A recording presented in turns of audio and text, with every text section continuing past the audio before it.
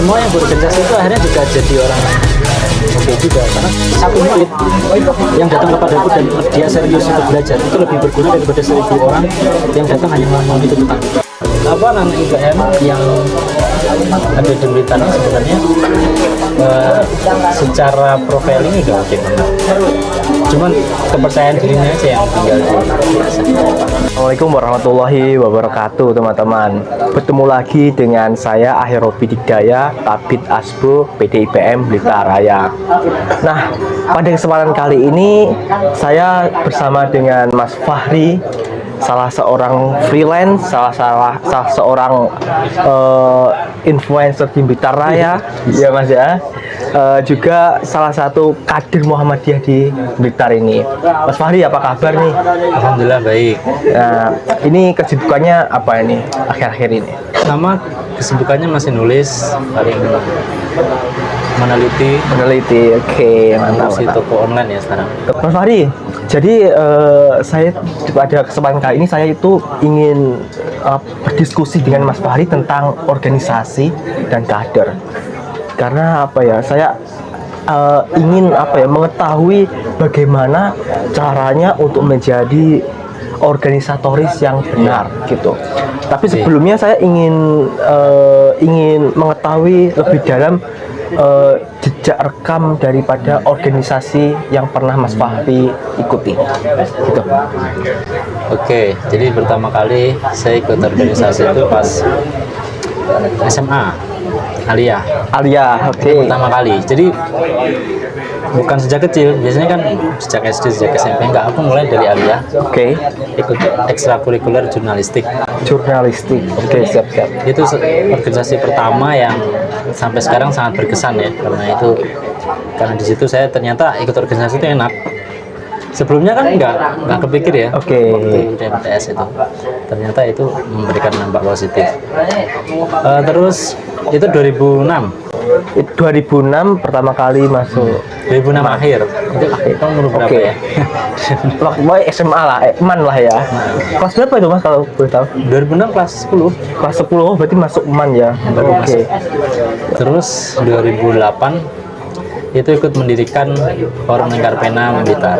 Forum Lingkar Pena itu FLP Blitar. FFLAP. Itu jadi salah satu tim pendiri tahun 2008. Itu organisasi kedua yang kita ikuti. Oh gitu. Berarti yang pertama di MAN, organisasi nulis, Ekstrakurikuler jurnalistik itu. Ya. Yang kedua adalah FLP Blitar. FLP Blitar sampai sekarang masih eksis. Jadi oh gitu.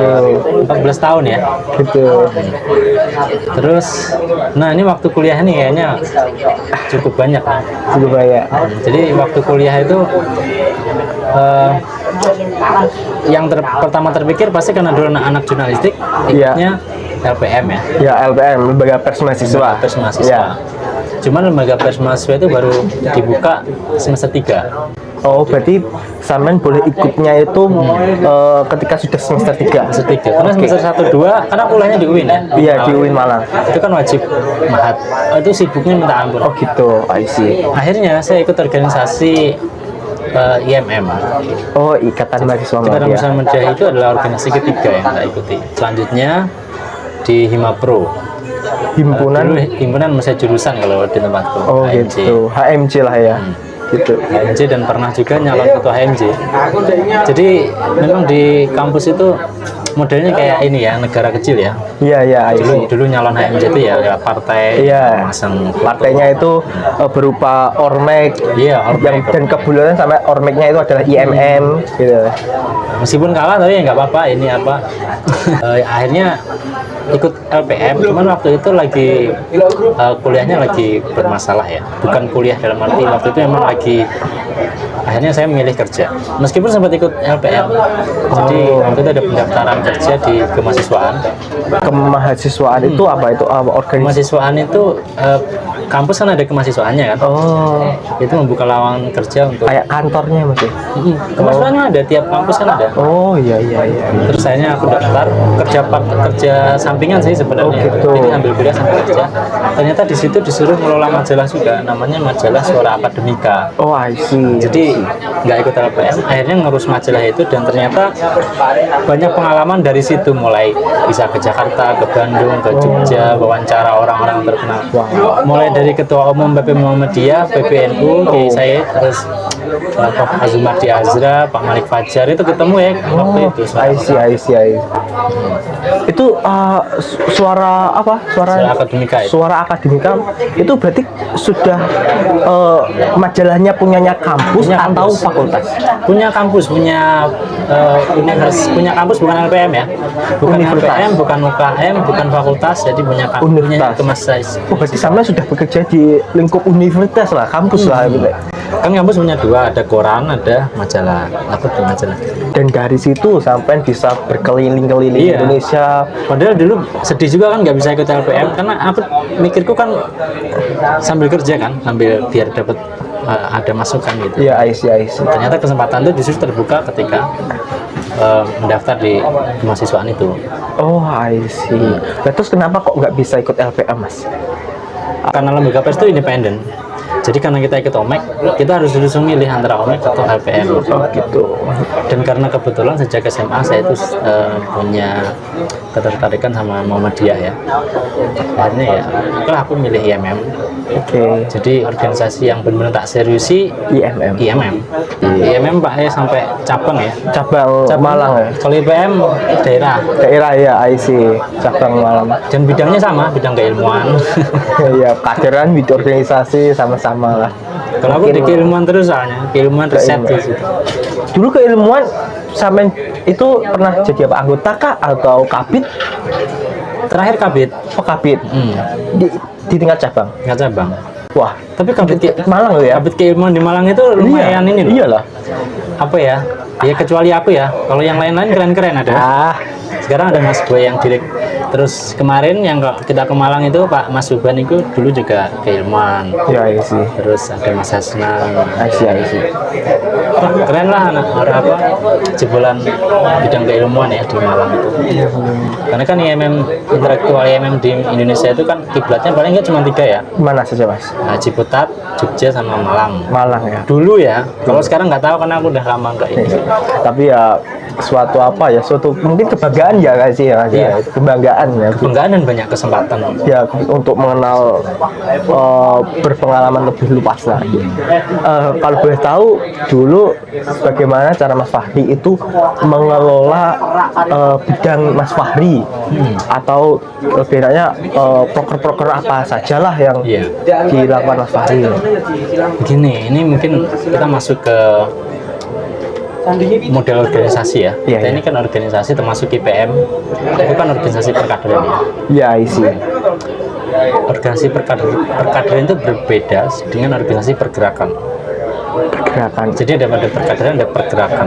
Jadi kalau pergerakan tuh kalau kita baca Karl Marx ya, Iya. itu ada semacam manifesto. Jadi orang ngumpul untuk bergerak karena ada satu kebijakan yang mungkin kurang oke atau ingin mendorong adanya kebijakan yang lebih adil gitu ya. Oh, I see. Tapi setelah itu ya sudah, namanya pergerakan kan ngumpul yang mengedepankan kekuatan massa kan. Ya, masa secara kuantitas Iya, mungkin ya, Pak. kuantitas. Nah, kalau organisasi perkaderan ya orientasinya sebenarnya lebih pada membangun kapasitas kader. Makanya dulu waktu salah satu program yang mungkin cukup membekas ya waktu kuliah lah paling enggak, Iya, I see. itu adalah bikin satu komunitas belajar yang namanya Komunitas Syariah Tarbiyah, karena aku di komisariah yang membawai 2 fakultas itu, Oh, Syariah dan Tarbiyah. jadi lebih ada pengaruh tarbiyahnya apa itu ya? Karena di bawah ini karena aku kuliahku fakultas Tarbiyah, Iya. terus komisariat IMM pelopor itu kan komisariatku dulu kan membawai 2 fakultas. Kalau sekarang udah sendiri sekarang. Jadi itu terus yang ketika di cabang ya program yang paling oke misalnya adalah sekolah riset. Sebenarnya sampai sekarang masih ada. Dan salah satu jebolan riset itu kan yang kemarin jadi ketua cabang. Mantap. Oh, berarti sampean sebagai kabid dan anggota-anggotanya itu bisa dikatakan kompak gitu Mas ya? Atau ada yang gimana ya, agak susah gimana Mas di Malang itu Mas, IM di Malang? Iya, karena gini, memang nggak beda ya. Orang itu kalau masuk cabang, kalau di sana, kalau mungkin kalau IPM masuk daerah itu memang udah ada orientasi ya. Orientasinya memang udah dapat masing-masing. Oh ya, I see. Jadi misalnya kayak kamu mau kesini tadi kan ada tujuan. Oh, sudah ada tujuan gitu. Ngapain aku berorganisasi dan sebagainya. Jadi ya pada akhirnya tanggung jawabnya itu lebih, karena cabang di Malang itu ibaratnya kan orang-orang terpilih di komisariat. I see ya. Jadi bukan siapa-siapa yang masuk, enggak, itu susah loh. Seleksi Mas ya. Jadi formatur aja ya harus ngopi berapa. Berarti untuk masuk di cabang IMM Malang itu butuh seleksi, butuh apa ya, proses ya, proses politik lah ya dalam ya, tanda kutip. sehingga ketika organisasinya sudah berjalan itu sudah ada arahnya, sudah ada gerak tujuannya. Mungkin kalau di IPM saya Mas ya, di Blitar ini mungkin sedikit berbeda karena IPM di Blitar ini mungkin tidak proses masuknya itu tidak seselektif di IMM Malang. Nah, dari situ mungkin di tubuh PDIPM Blitar Raya itu ada seseorang yang yang sudah mempunyai tujuan, ada yang tidak mempunyai tujuan, yang belum mempunyai tujuan gitu.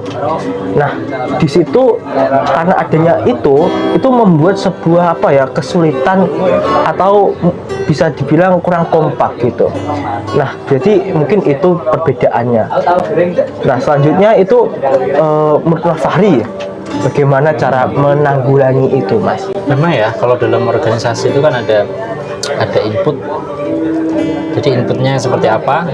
Nanti kan juga itu kaitannya sama bagaimana di dalamnya kan. Ya mungkin ada yang udah lama berorganisasi, ada yang baru ikut organisasi. Dan itu memang wajar sih dimanapun. Saya kira, jangan dikira kayak di Malang itu misalnya kayak cabang ya, itu bisa jalan karena komisariatnya udah tertata loh. Ibaratnya nggak ada cabang, ya ini tetap jalan kira-kira. Karena ini sudah lama, ibaratnya dari sisi umur memang udah lama, dan juga, dan IPM ini berbeda sebenarnya. IPM itu kalau di sekolah Muhammadiyah itu kan semacam OSIS ya. Iya benar. Tapi kan pada akhirnya dia IPM itu karena dia sekolah di Muhammadiyah. Iya. Bukan karena dia milih IPM. I see. Mungkin beda kayak kamu misalnya yang memang nggak di sekolahnya nggak di Muhammadiyah, mungkin ada pilihan ya. Makanya ketika ada kader yang macam-macam itu, kita bisa pahami. Apalagi mereka yang menganggap IPM itu sekedar ya, dalam tanda kutip ya, sekedar OSIS. Tapi kalau udah lulus kan udah nganggapnya, padahal IPM itu ada tingkat ranting, ada tingkat cabang, ada tingkat daerah kan, tingkat kota kabupaten. Jadi hal-hal semacam itu apalagi di organisasi pelajar itu pasti terjadi. Aku cerita waktu sekolah dulu di ekstrakurikuler jurnalistik. Dulu waktu diklat angkatanku itu ada 74 pesertanya.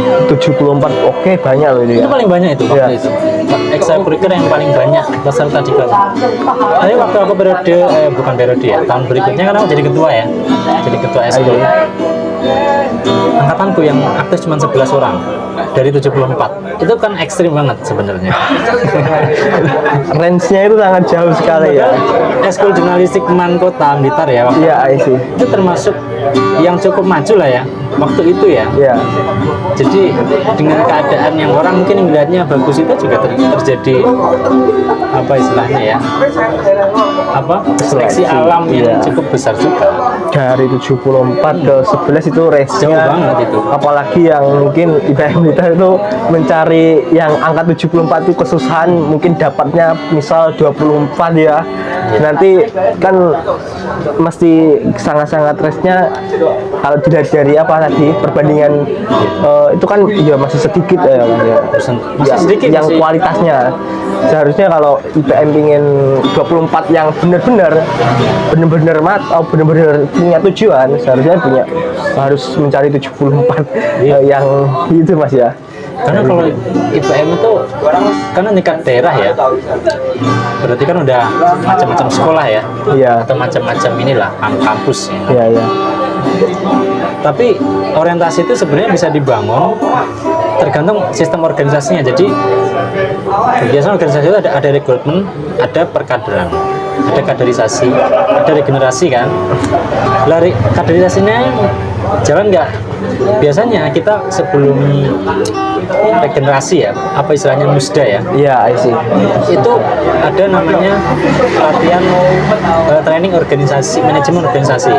Itu salah satu wujud untuk mencari orientasi itu. Nah, kita mungkin di sini sambil sharing, Iya. organisasi seperti IPM itu memang agak berbeda dengan UKM ataupun ekstrakurikuler yang spesifik. Kalau aku dulu ikut ekstrakurikuler jurnalistik kan ya, Spesifik nulis gitu ya Mas ya. nah kalau IPM itu kan macam-macam ya. Macam-macam. Ada SBU, ada apa lagi? ASBU, perkaderan, PIP, kajian ilmu pengadaran, ada banyak lah. Ya, ada KDI. Nah, jadi yang pertama orientasi yang harus dibangun ya berorganisasi itu kita belajar untuk kerjasama sama orang kan. Iya. Itu yang membedakan orang nggak berorganisasi sama berorganisasi. Jadi kalau dia berorganisasi pasti dia lebih bisa kerjasama sama orang lain. Wah sih. Dan mentalnya pun juga mental organisatoris. Mental organisatoris ketika musyawarah dia bisa menerima pendapat orang. Kita mungkin mengalami waktu di RT atau tingkat RW apa tingkat desa itu kadang-kadang marah lalu nggak mau lagi kan, berarti dia organisasinya belum ini ya. Itu yang pertama. Yang kedua, jaringan. Jadi berorganisasi itu harus nyari jaringan. Jaringan. Jaringan itu ya kenalan lah ya. Iya. Sederhananya kenalan. Iya.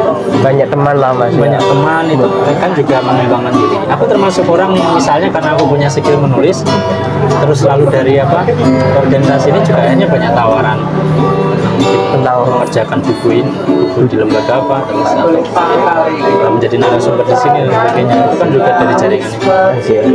Baru yang ketiga leadership kan. Iya, leadership.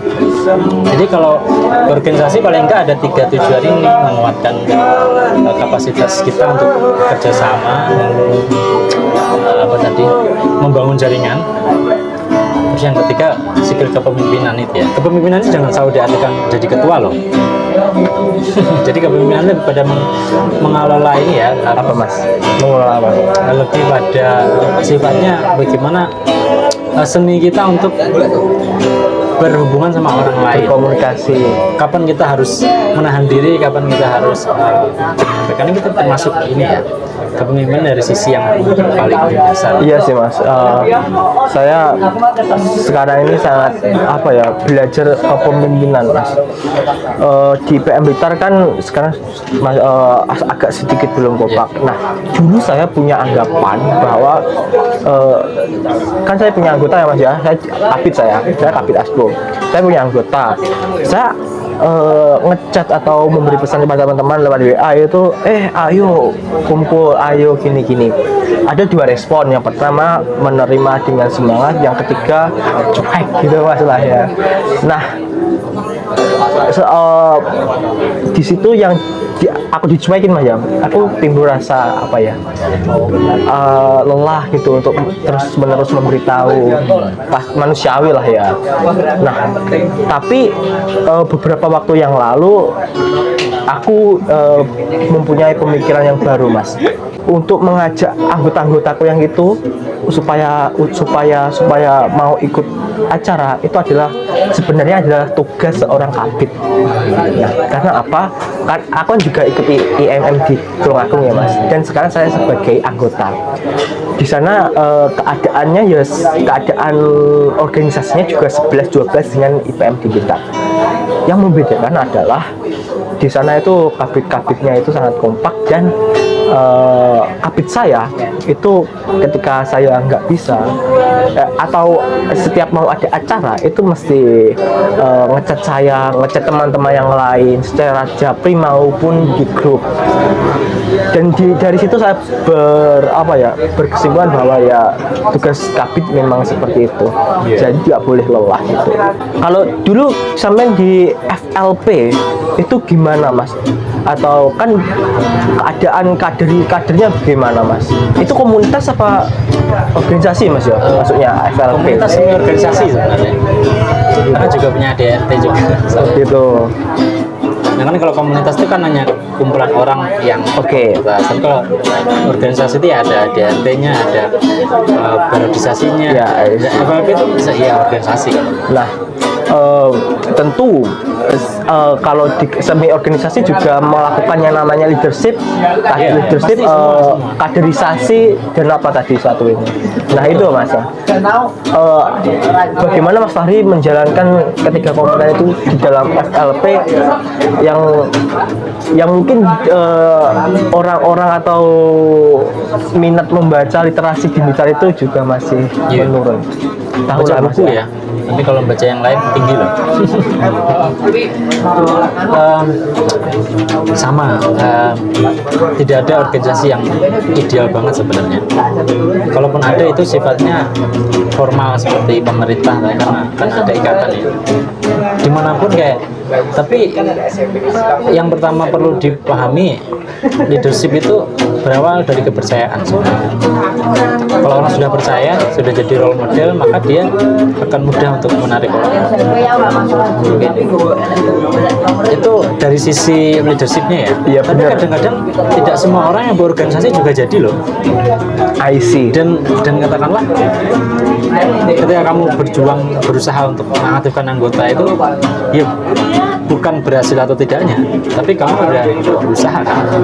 Ya. Jadi orang di situ pembelajaran itu malah di situ. Iya, I see. Kayak kita jalan ke satu tempat, sebenarnya yang terpenting itu adalah perjalanannya itu loh. I see. Bukan tempatnya. Kadang-kadang kita lupa ya di situ. Dan organisasi yang belum tertata dengan rapi itu justru jadi kesempatan kita untuk punya peran lebih. Ibaratnya kayak anak dari keluarga yang mapan sama yang perjuangannya harus lebih besar. Nah, FLB itu karena aku terlibat sejak awal ya, sejak berdiri. Aku nggak mikir bagaimana cara supaya mereka bisa ngumpul dan sebagainya. Aku nulis aja. Ketika mereka baca aku sering nulis kan, akhirnya mereka juga malu sendiri kalau nggak nulis gitu kan. Jadi lebih pada memberikan contoh aja lah yang pertama gitu. Karena kalau memberikan contoh biasanya orang percaya, oh iya dia ngomong gitu karena sudah dia dilakukan gitu Mas ya. Jadi ininya beda kan, getarannya. I see. Kita memberikan contoh dulu, bergerak aja lah dulu. Ya sih Mas, bagus itu. Dan mungkin itu juga menjadi sebuah pembelajaran bagi saya untuk kedepannya, untuk lebih membangun kepercayaan kepada teman-teman dengan melakukan aksi-aksi kecil. Dan nggak harus semua loh menurutku. Misalnya ada 5 orang ya, yang respon 2, fokus aja ke yang respon. Dirawat aja yang mau ngerespon. Yang nggak ngerespon kalau emang udah berusaha nggak bisa ya. Karena buat apa kita itu memikirkan yang nggak ada? Kita fokus aja untuk membaguskan yang bagus, ada aja, yang berpotensi. 1-2 yang mereka mau masih merespon, masih mau apa ya, ada tanggung jawab, itu kayaknya lebih berharga. Makanya ada filosof Cina ya, kalau nggak salah Confucius atau apa, dia ngomong 1 murid yang datang kepadaku dan dia serius untuk belajar itu lebih berguna daripada 1000 orang yang datang hanya memenuhi tuntutan. Jadi 1 orang yang serius itu bagi seorang Confucius itu lebih berharga daripada 1000 orang, karena memang harus datang ke situ. Kalau enggak, apalah ada sanksi atau apa. Berarti kan nggak ada kebanggaan. Oke Mas Fahri, ini pertanyaan terakhir nih. Saya kan juga ada sebagai anggota di Majelis Pekaderan PDM, Majelis Pendidikan Kader. Ya, Majelis Pendidikan Kader Pimpinan Daerah Muhammadiyah Kabupaten Blitar. Nah, mungkin ada saran atau apa gitu untuk IPM Blitar yang kondisinya seperti ini? Kalau saya gini ya, melihat anak-anak pelajar, organisasi pelajar, termasuk di IPM Blitar itu sebenarnya ya kondisi yang sekarang pun menurutku juga oke-oke aja. Dalam arti hal yang sama pun juga terjadi di periode sebelumnya. Apalagi sekarang kan, misalnya sekarang aku di Majelis Pendidikan Kader itu sering salah satu tugasnya kan pembinaan ortum. Ya. Cuman kan baru menggantikan ya sekarang itu periode COVID, perpanjangan COVID ini kan saya diminta jadi ketua, jadi rada bingung juga. Akhirnya kerjaan pertama adalah ngopi bareng, kan kita pernah ngopi bareng, harus banyak ngopi sih Mas. dan setelah akhirnya aku dapat kesimpulan Gimana? nggak apa-apa, prosesnya jalan aja. Dan gini, anak sekarang itu dengan progres bisa ikut IPM, apalagi tingkat daerah, lalu bisa, karena kalau IPM tingkat daerah itu kelasnya itu kalau nongkrong itu udah sama sama wali kota, bupati, terus ya tingkat daerah lah ya, Ya, jabat tingkat daerah.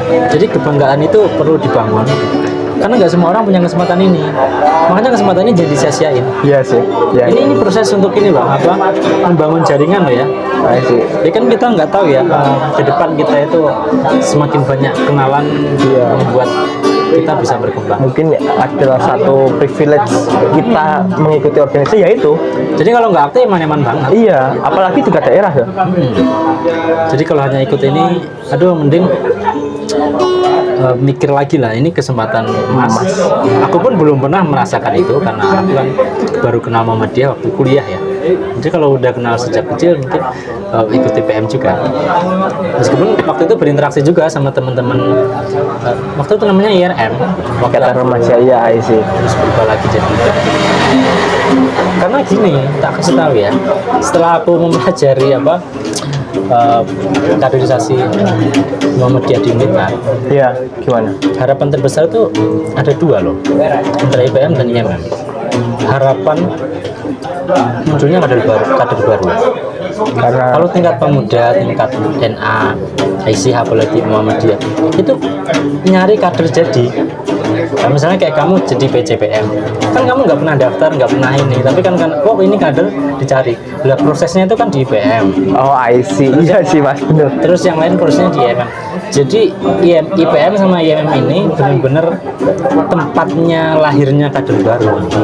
Nah kalau dua ini melempem ya sudah, masa depan ini kan memang berkader itu macam-macam ya, bisa lewat AUM, bisa lewat cabang, ranting, bisa daftar, kan sebenarnya Muhammadiyah itu bisa daftar meskipun akhirnya jadi anggota ya. Nah IPM itu termasuk kader itu orang elit sebenarnya. Jadi kan ada kader, ada warga, ada simpatisan, dan kader itu yang mengurusi ya. organisasi keberlanjutan. Kalau dalam Muhammadiyah itu istilahnya kader itu adalah penerus pelangsung penyempurna organisasi. Iya.